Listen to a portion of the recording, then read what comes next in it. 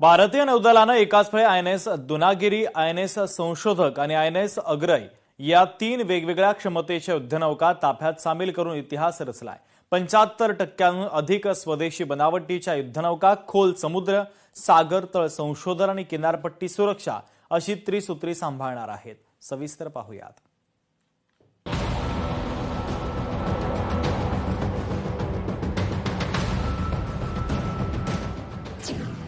भारतीय नौदलात एकाच वेळी 3 युद्धनौका दाखल। भारताची ब्ल्यू वॉटर नेव्ही संकल्पना मजबूत होणार। स्वदेशी बनावटीच्या युद्धनौकांचे ट्राय कमिशनिंग गेम चेंजर ठरणार।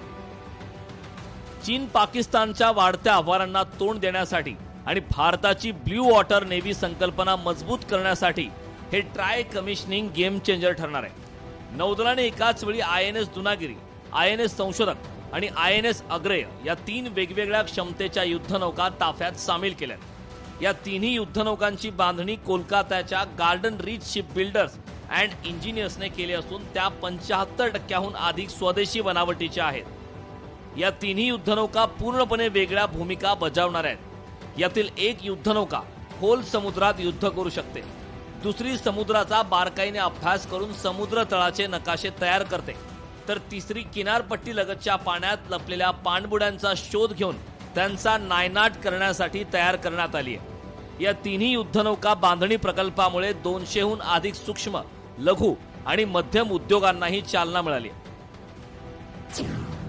ट्राय कमिशनिंग गेम चेंजर ठरणार।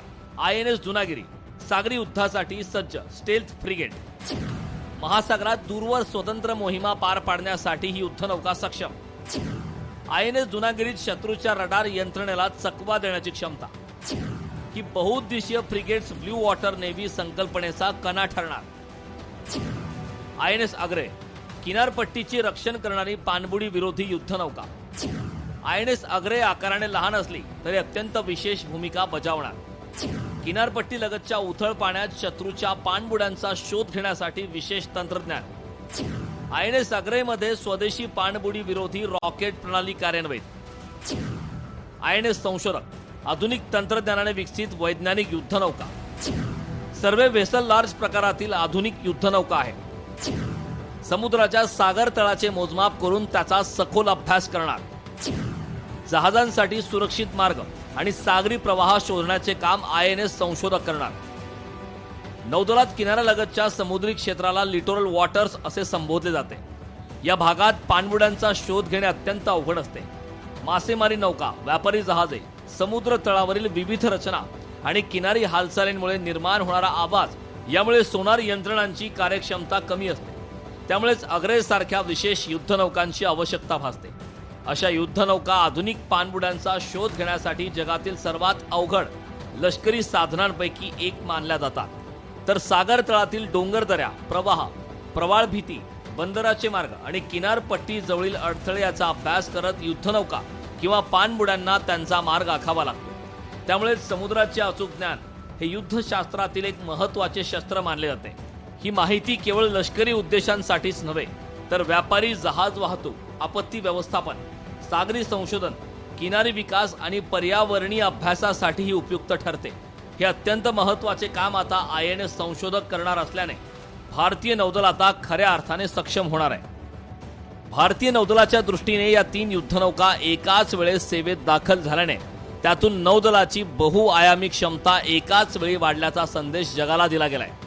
आयएनएस दुनागिरी भारताला महासागराच्या दूरवरच्या भागात सामरिक ताकद देणार आहे।